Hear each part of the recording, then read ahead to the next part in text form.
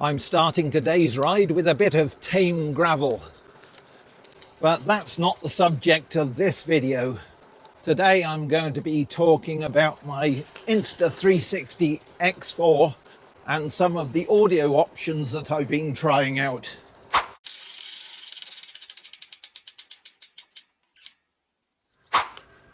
A few weeks ago I published a video about the different audio options I was trying on my Insta360 X4.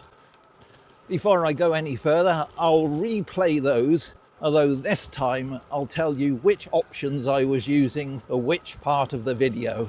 After that I'll discuss the pros and cons of the different options. The wind today is about 10 or 12 miles an hour, so there's a good breeze. And I've got my motor set on the middle level, which I can hear. So it'll be interesting to see how well or not this particular audio option copes with the wind noise and the motor noise.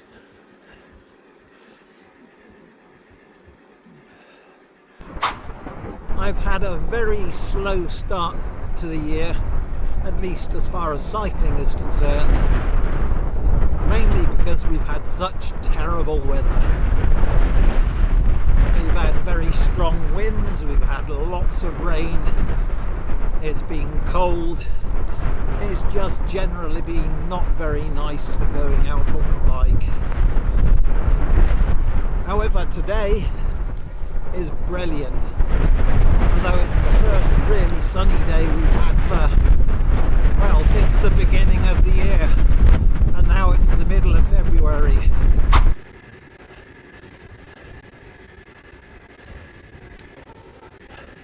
This is actually the first fairly nice day we've had for, well, since the beginning of the year. That was 6 weeks ago.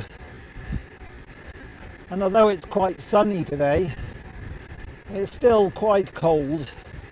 Only about 5 degrees centigrade. But hey, I'll take it. Okay, the first test was the DJI Mic Mini connected to the Insta360 X4 using the DJI receiver. Now, in terms of audio quality, I thought that was pretty good. My voice came out fairly clearly and most of the background noise was eliminated. The signal strength seemed pretty good, so overall I was quite happy. The only thing I would have liked was to capture a little bit more of the background noise. That's just to give a bit more context to the video. Test 2 was the onboard stereo microphones. Those are the two microphones that are located on either side of the Insta360 X4. I had put some wind muffs on those to try and cut down on the wind noise.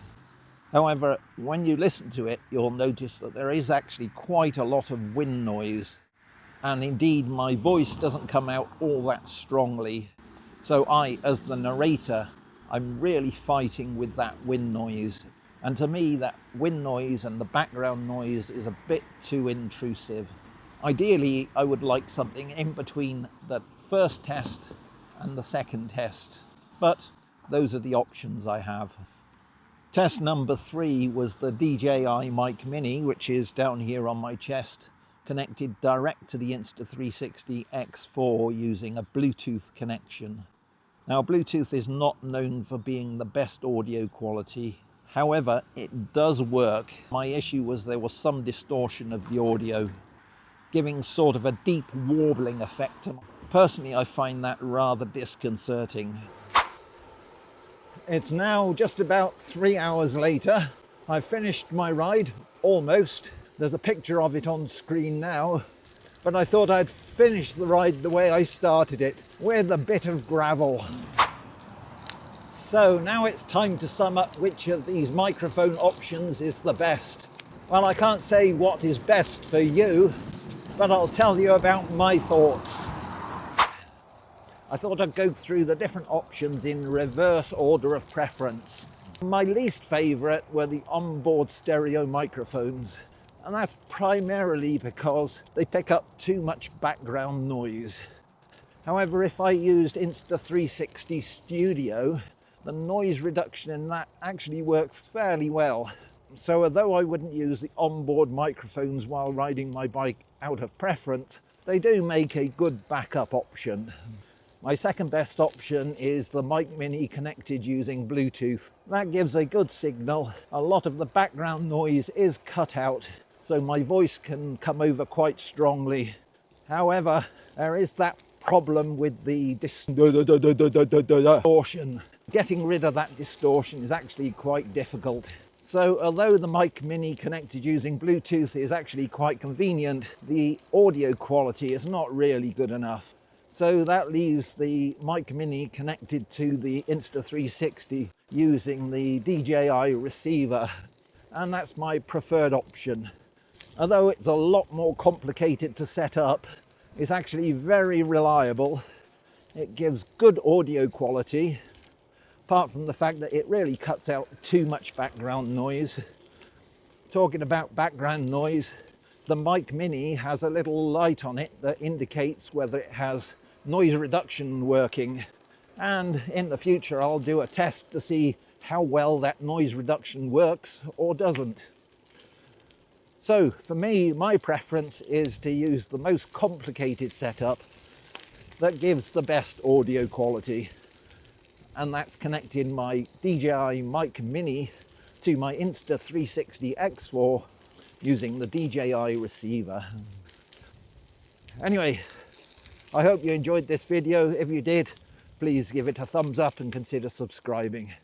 From me, until the next video, it's goodbye.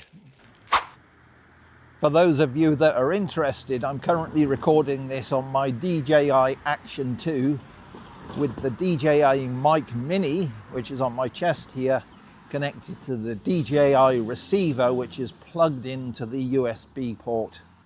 I'm deliberately recording this here on a busy junction because I want a lot of background automotive noise and see how well the Mic Mini and its noise cancellation copes with that.